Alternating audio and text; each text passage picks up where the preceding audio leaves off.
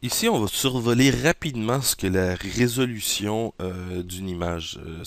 C'est important parce que, bon, dans le domaine du web, une image habituellement, la résolution d'écran est de 72 dpi. Dpi veut dire dot per inches. Donc, pour chaque pouce d'une image, euh, il y a 72 pixels par pouce. Ok? Vous voyez, chaque image est composée de petits pixels de couleurs différentes. Donc, dans chaque pouce, on retrouve 72 de ces petits pixels.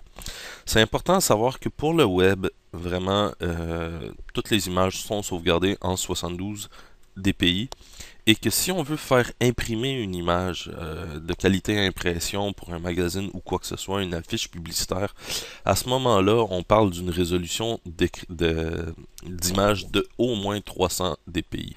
Donc ici, on peut voir, si on vient dans Image, Image Size, on peut voir ces informations ici. Vous voyez, la résolution de mon image est à 72. Par défaut, quand on prend des photos avec une caméra, dépendamment de la caméra, bien sûr, l'image pourrait se retrouver à avoir 300 dpi. On peut changer. euh, En gros, bon, c'est sûr que là, d'avoir agrandi l'image, c'est pas bon parce qu'elle devient floue et pixelisée. Mais en gros, si je la mets à 17%, on voit pas de différence vraiment ici. C'est juste que si je zoome au niveau des pixels, à ce moment-là, mon pouce, on peut voir qu'il y a beaucoup plus de pixels maintenant à l'intérieur. Il y en a 300 au lieu de 72. Donc pour l'impression, ça donne une meilleure qualité d'impression. Mais pour le web, c'est complètement inutile aussi. L'autre chose, c'est à l'intérieur de l'image size. Comme je vous dis, pour le web, c'est 72 dpi. Et maintenant, si je mets mon image à 100%, ici, la qualité est encore très belle. Ce qui est important de savoir aussi, c'est que la plupart des sites internet, la largeur d'un site internet, du contenu du site internet, dépasse très rarement les 970 pixels de large. Donc ici, mon image, elle a 1500 pixels de large. 1500, ça veut dire vraiment, si je me mets euh, ici en plein écran, écoutez, l'image est plus large que mon écran. Donc, c'est pas nécessaire d'avoir une image aussi grande. Quand on sauvegarde des images pour les retravailler dans le web, euh, il est important de faire attention à la grandeur de l'image. Quand on veut envoyer des images par email aussi, c'est important parce qu'en gros, ça va jouer sur le poids de l'image.